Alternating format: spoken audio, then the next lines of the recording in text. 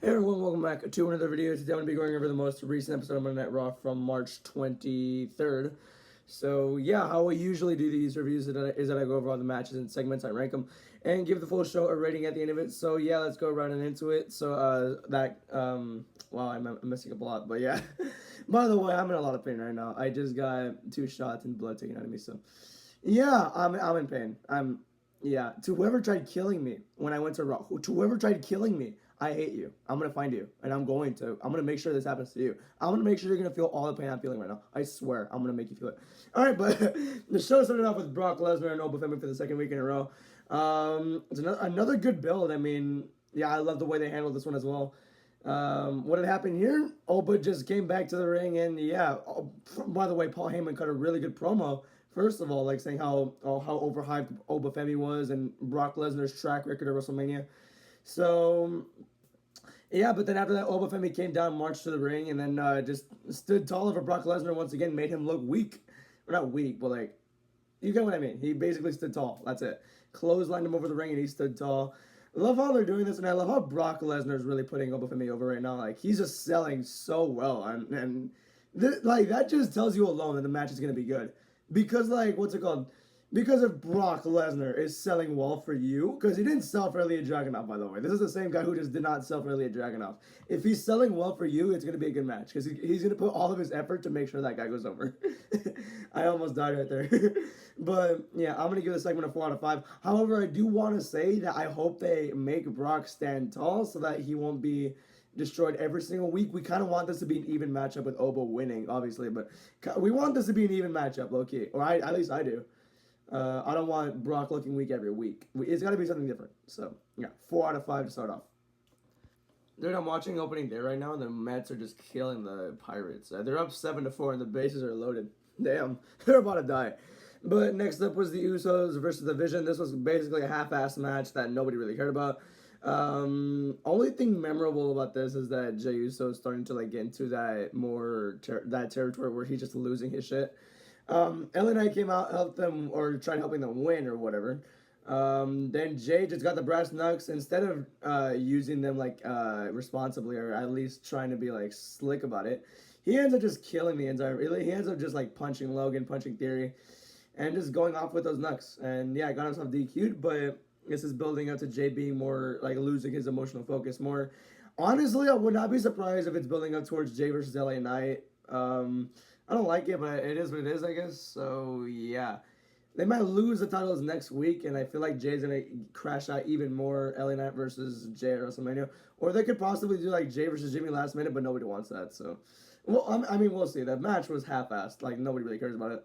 It was alright. I mean, it wasn't bad or anything. It just, like, nobody cared. 2.8 out of 5. I'll give it that. I mean, it was watchable, I guess. It wasn't, like, that bad where it was like, ugh, get this off my screen. No, it was watchable, but, like, nobody cared. So, yeah. So next up was this segment between Becky Lynch and AJ Lee. It's always entertaining to see Becky crash out. But the Becky and AJ segments, they haven't really been hitting recently. But then here's this one. Becky just returned last week in San Antonio. So then this week, here's this promo crash out Becky. But then AJ Lee, I think she was more comfortable with that role. Or I think she had a better promo this time around. It was a better than expected segment between these two. Made me a little bit more excited for their match. I was like anticipating the segment to be like, oh, it's going to be annoying. No, it was pretty decent. It was actually really good. So, yeah, we're going to get Becky versus AJ at WrestleMania 2. I'm thinking there's going to be a stipulation for this one. They already had their first match, which was a regular match at Chamber. But now I'm thinking this is like going to be, what, no DQ maybe? I don't know. Something cool or something stipulation. I'm messing up my wording. I'm very sorry. But I'm going to give this segment a 3.7 out of 5. They did this pretty well. Better than I thought. So, pretty cool. So next up on the match between Grayson Waller and Javon Evans, it once again made me say, Javon Evans is still absolutely insane. There was this one moment before commercial break where Javon just overshot the crap out of his suicide dive and landed on his head, and he just got up, and he was all right from that. Dude, I've seen, like, people get injured from that. Like, I remember Rey Mysterio did it, like, I think a couple years ago. Got a concussion from that. Javon did it, and he just got up. That's it. And Grayson Waller, by the way, he can still go. He's a really good in-ring performer, honestly. He's the Australian Miz, honestly. So, yeah, he put Javon over pretty well here. It was a pretty fun match, too. Because people forget Grayson Waller is really good in the ring.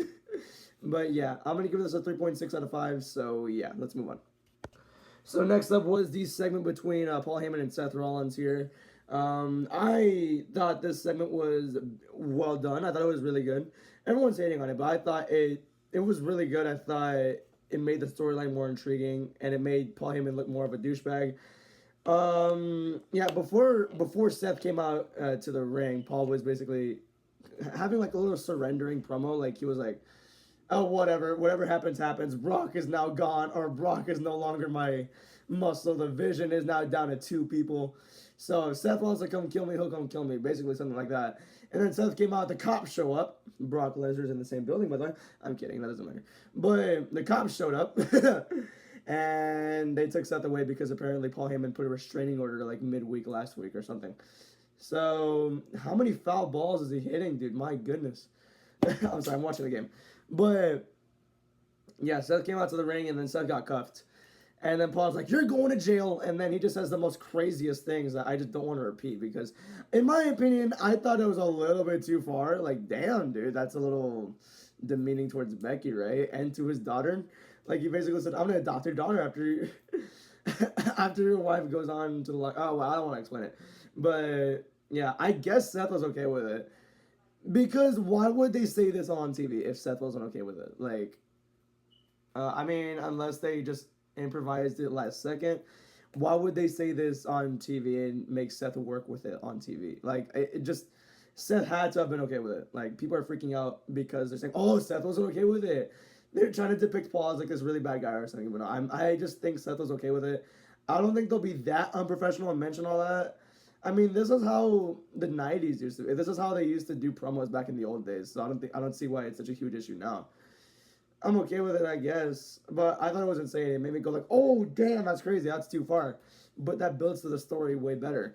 I mean, yeah, it's something you might not agree with, but I don't kind of agree with it either. But I thought this was handled pretty well. So I'm gonna give it a 4.5 out of 5. This was well done in my opinion. So yeah, I'm gonna get canceled for that. Dude, I was just yapping that entire last clip right there. I'm hoping I was under. Nobody watches, so who cares? But next up was the Kabuki Warriors versus Lyra Valkyria versus Bayley. Match was fine. Like, nothing really came out of it, though. So, yeah, nothing really to comment on. It was a decent match. I'll give it a 3.1 out of 5. I think it was Lyra and Bayley who got the win at the end of it. I'm pretty sure. I hate when I burp when I'm talking. I hate that. It's so annoying and it's so disgusting. I hate it. Excuse me, by the way. But I'm going to give it... Oh.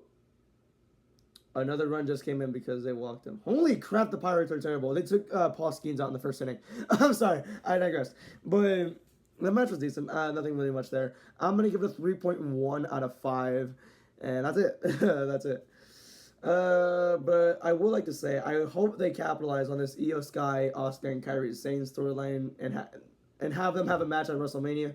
That would be pretty cool there. And I hope they give Bayley and Lyra a proper push or something. Maybe they can win the tag titles next week. I don't know. It's MSG. Anything can happen. But we'll see. But for the match, it's fine. I'm going to give it a 3.9. It's 3.1 out of 5. It was fine. It was decent. So, yeah. I suck.